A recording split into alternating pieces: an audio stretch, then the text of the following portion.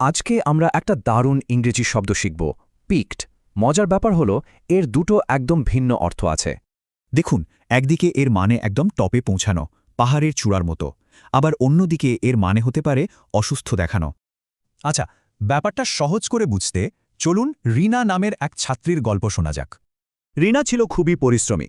সে দিনরাত পড়াশোনা করত আর তার পরীক্ষার নম্বরগুলো শুধু বাড়ছিলই। আর তার এই সাফল্যের সর্বোচ্চ শিখরে পৌঁছানো, অর্থাৎ ইট পিকড, যখন সে একটা জাতীয় বিজ্ঞান প্রতিযোগিতা জিতে গেল। তাহলে বুঝতেই পারছেন, পিকডের প্রথম মানে হল সাফল্যের চূড়ায় পৌঁছনো, ঠিক ওই পাহাড়ের চূড়াটার মতো। কিন্তু এত খাটুনির একটা ফলও ছিল।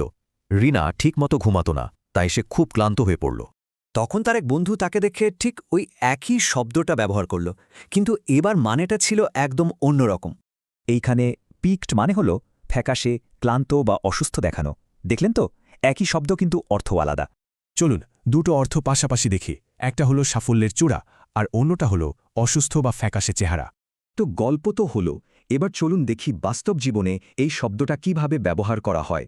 যেমন ধরুন, ব্যবসার ক্ষেত্রে এই বাক্যটার মানে হল বিশ্লেষকরা ভাবছেন টেক ইন্ডাস্ট্রির সেরা সময়টা পার হয়ে গেছে। আবার দেখুন ক্যারিয়ারের ক্ষেত্রে এই বাক্যের মানে হল সর্বোচ্চ পুরস্কারটা জিতে তার কেরিয়ার সাফল্যের চূড়ায় পৌঁছায়। আর স্বাস্থ্যের ব্যাপারে এখানে বাক্যটা বলছে যে অনেক বেশি কাজ করার পর তাকে দেখতে ফ্যাকাশে আর অসুস্থ লাগছিল। তাহলে শব্দটা মনে রাখার সহজ উপায় কি? সাফল্যের জন্য পাহাড়ের চূড়া, আর অসুস্থতার জন্য ফ্যাকাশে মুখটা মনে রাখুন। এবার তবে চেষ্টা করা যাক, পিক শব্দটা দিয়ে কি একটা বাক্য বানানো যায়। কমেন্টে জানান তো।